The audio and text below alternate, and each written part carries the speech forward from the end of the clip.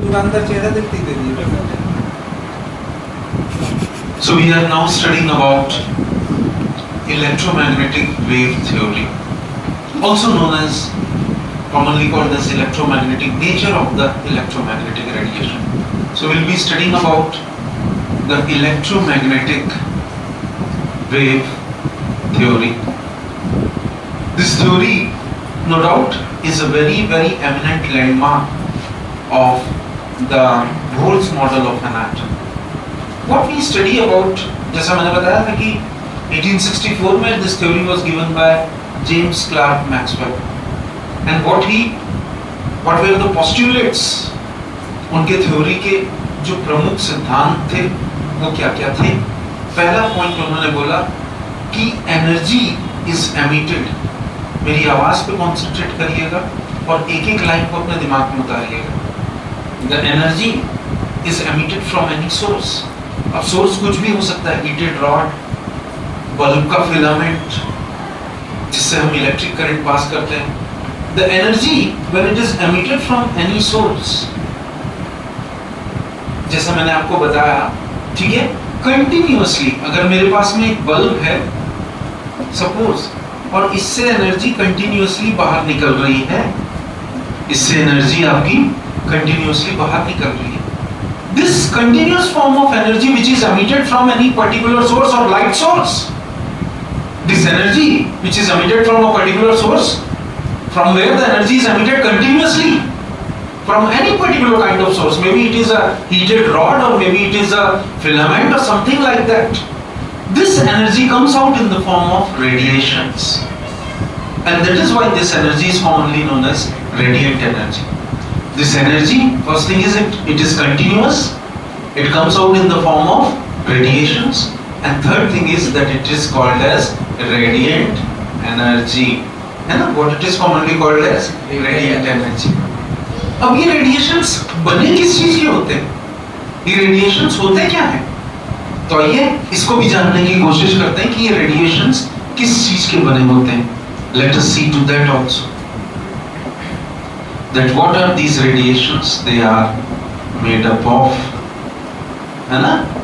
तो if you will see these radiations, अगर आप देखेंगे तो these radiations they consist of two type of fields. ये जो radiations बाहर निकल रहे हैं they are made up of two type of fields. We have electric field and we have magnetic field. एक electric field होगा और दूसरा magnetic field होगा। Both these fields, that is electric field as well as magnetic field, they oscillate perpendicularly to each other. देखिए दोनों fields एक दूसरे के perpendicular हैं, they oscillate perpendicularly to each other. जिस दिशा में they oscillate, they are perpendicular to the direction of propagation of the radiation. अगर मैं इसको magnetic what you call as, इसको मैं electric field मान लूं और इसको मैं मान लूं मैग्नेटिक फील्ड, तो ये दोनों फील्ड एक दूसरे के क्या है, परपेंडिकुलर है, समांतर है एक दूसरे के। So both they are perpendicular to electric field as well as the magnetic field, ठीक है ना। इन द सेम वे ये रेडिएशंस जो हैं, these radiations whether electric or whether magnetic field, these radiations their nature is of, they possess wave character. What do they possess? Wave character. And you all know wave character, that means they travel with the velocity of light, that is 3 into 10 to the power 8 meter per second. Clear? And because इनमें ये सारे characteristics हैं, since they contain these type of characteristics, that is the reason the radiations are called electromagnetic radiations. That is the reasons that these radiations they are commonly called as electromagnetic radiations. Is this clear? Right? ये चीज याद रखेंगे। Clear? एक और चीज, जैसे these waves they do not require any medium for transmission or propagation. जैसे सूरज की किरणें, sun's rays, they do not require any medium for propagation. They travel straight and they reach directly. Am I right? Clear? That is why they are electromagnetic radiations.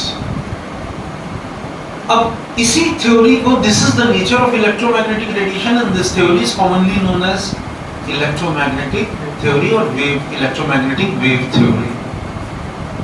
अब मैं आपको कुछ characteristics of waves के बारे में बताऊंगा। ये तो आप लोग फिजिक्स में पढ़ते ही हैं, साउंड चैप्टर में पढ़े होंगे वेव्स के बारे में, ठीक है।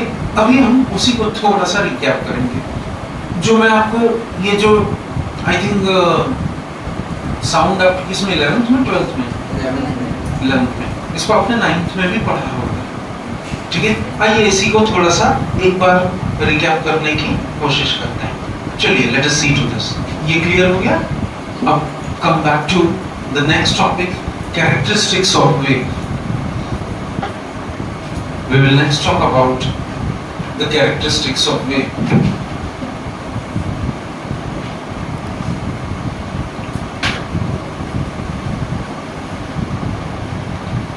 Let us see this and try to evaluate what exactly are the characteristics of wave.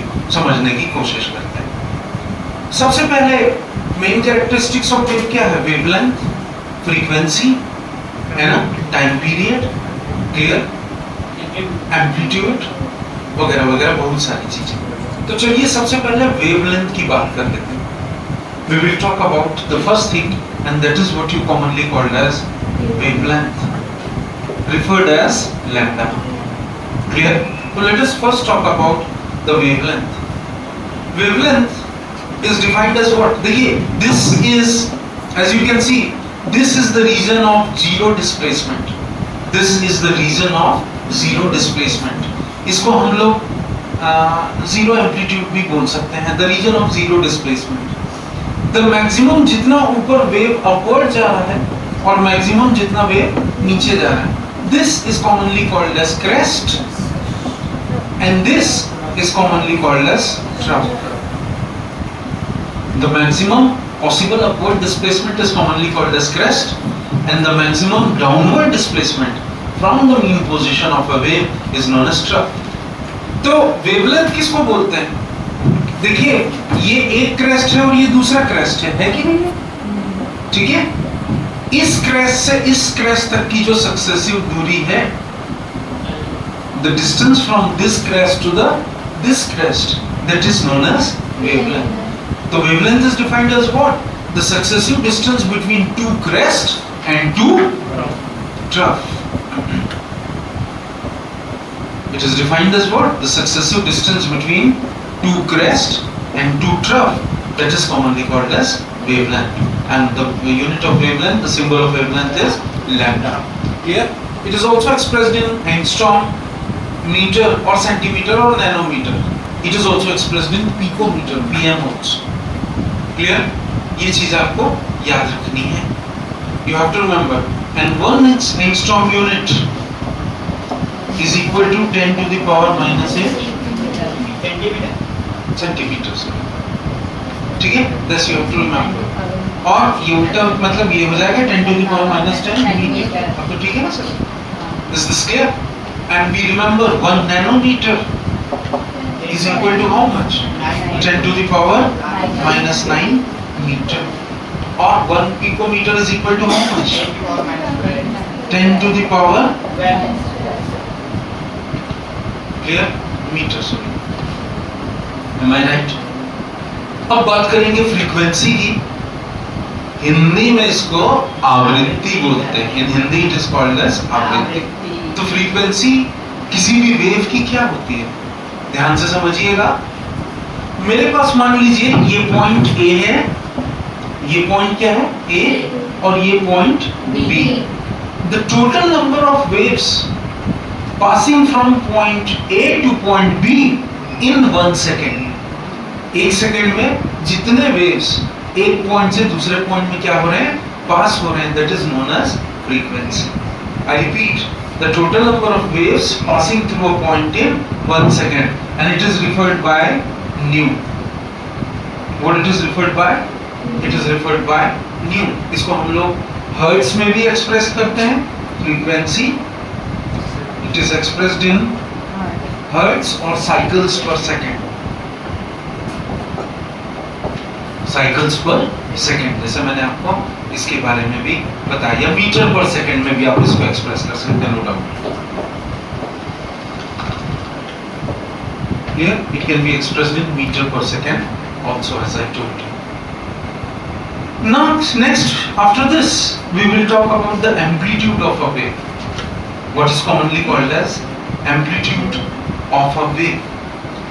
This जो मैंने बताया, ध्यान से देखिएगा, the height of a crest or the depth of a trough is called as amplitude of a wave. I repeat, the height of a crest or the depth of a trough is commonly called as amplitude of the wave.